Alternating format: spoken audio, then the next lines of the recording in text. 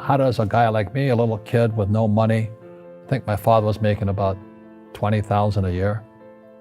And when I graduated from college, I was making $120,000 a year, 6 times the amount he made. And I was 21 years old. And he goes, how'd you do that? I said, I didn't go to the same school you went to.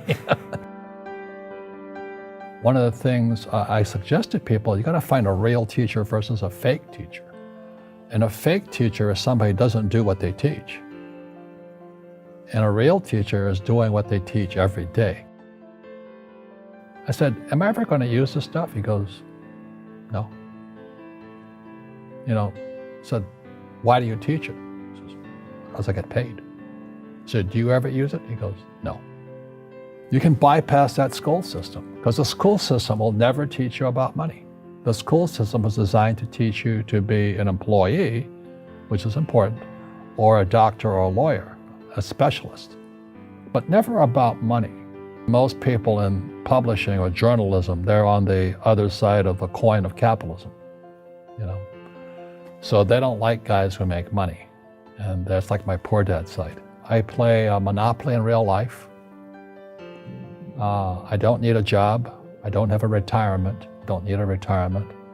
I don't want the government to take care of me. But I felt a social responsibility to teach. And that's what my rich dad did for me. We all have fear. To be truthful, we all have fear. It's just how you deal with it. And Einstein said, imagination is more important than knowledge, but knowledge empowers imagination.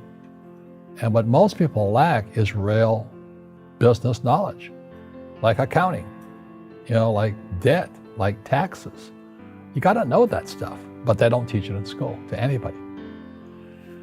So, and then when people ask me, how did your rich dad learn this when your poor dad, a PhD, didn't? And the answer is very simply, my rich dad was my best friend's father. His father died when he was 13. So his rich dad had this family business at 13 to run. So he had to drop out of school, which was his blessing. There's blessings and, sometimes the blessing doesn't look like a blessing, but it turned out to be a blessing. And then his teachers became his bookkeeper, his accountant, his attorney, his banker, his real estate agents. So he has what I call real teachers, not these fake teachers in school. You see, most teachers in school, they're out of ethics. They teach subjects they themselves don't practice.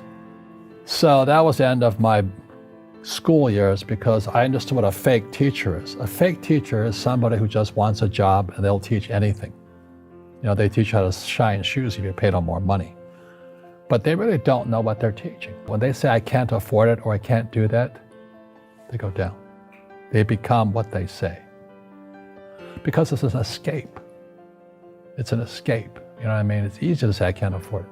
Oh, I'm too tired. Oh, I can't go to the gym. When you could go to the gym, but no, I can't. Truth is, I'm just too lazy to go to the gym. People who are afraid of making mistakes, like they teach in school, they don't ever grow. Because spirituality is there's good and there's bad. There's right and there's wrong. There's up and there's down. Most people only want to be right. They only want to be positive. Well, you can't have that. That's not reality. And the average person, the reason they're poor is they haven't failed.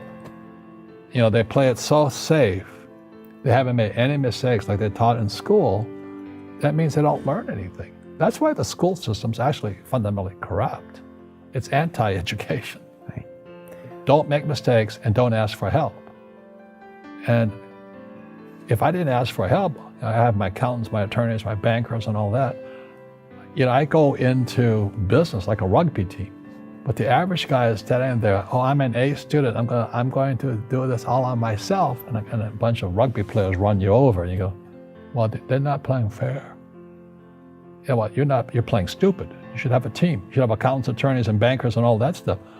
But that's not the game I want to play. I said, then don't play the game. The game of business is played with accountants, attorneys, bankers, hate to say it, politicians.